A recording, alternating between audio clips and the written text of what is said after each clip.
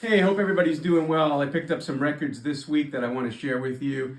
As some of you know, I travel for work, and when I'm traveling for work, during my downtime, if I have the time, I'll go to Goodwill stores, Salvation Armies, check out what they've got, see if I can pick up some records to add to my collection. So this week was a pretty good bounty, I would say.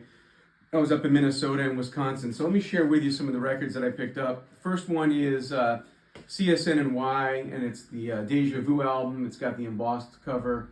Really cool album. And I'm going to give this one to my daughter because this is my third copy of it. So that's all of these records were in pretty good condition. Some of the covers were not, but this one cover looked pretty good, and so did the vinyl itself. So that's CSN&Y. Next one is Dave Brubeck. This is called Bravo Brubeck. It's got the Dave wearing the sombrero on the cover. I listened to this. It's not my favorite Brubeck album. It's kind of like easy listening, but I bought it more for the cover than anything else. So I don't know how much I'll be listening to that one, but again, kind of a little conversation piece there with that interesting sombrero cover. Next one is one that I'm really excited about. This is Jaco Pastorius. This is the self-titled album. I've never owned this before. Pretty expensive if you buy it in the record shop. Condition is absolutely fantastic, so really excited about this one. Next is Face the Music by ELO. I think it's one of their best albums. It's got Evil Woman and Strange Magic and Fire on High and other tunes. Love the back too. The condition of this record isn't fantastic because you can see the top is splitting a little bit. But I checked out the vinyl and it looks great, so I'm excited to listen to this one. Never owned it. Next is the crossover artist Patrice Rushen, Straight from the Heart. This has the big hit Forget Me Nots. You all know that big disco hit.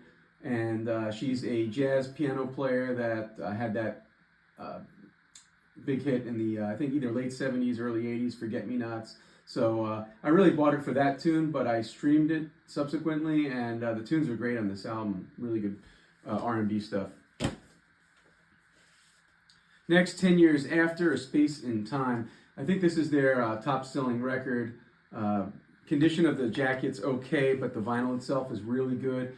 This one contains I'd Love to Change the World, which was their big hit.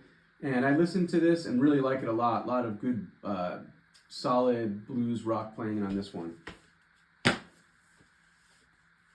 Minnie Riperton, Perfect Angel. This is my second copy of this one. It'll probably go to my daughter.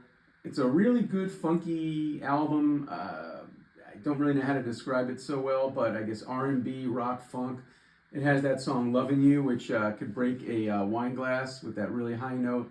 That's the one that everybody knows from this record, but all the songs are really good on it, and there's some really good, really solid musicians playing on it as well.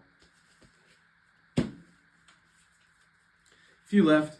I bought this one. This is Chuck Berry's Golden Hits. I already own this album, but I bought it because this particular version is still on the shrink wrap. It's sealed. It's never been opened. So, as a lot of you know, the value increases quite a bit when the album has not been opened, and that's why I picked this one up. We'll see what happens with it. Then we've got Jerry Lee Lewis. She Even Woke Me Up to Say Goodbye. This is from 1970, really highly rated on AllMusic, so I figured I'd pick it up and check it out. I listened to this in the car. I streamed it, and it's a country album, but it is a really solid country album. I'm not a big country fan, but really like this one. And last but not least is Next is Journey. The album is called Next. This is pre-Steve Perry Journey. And all I can say is it's unusual. I don't know what they were going for here in terms of sound.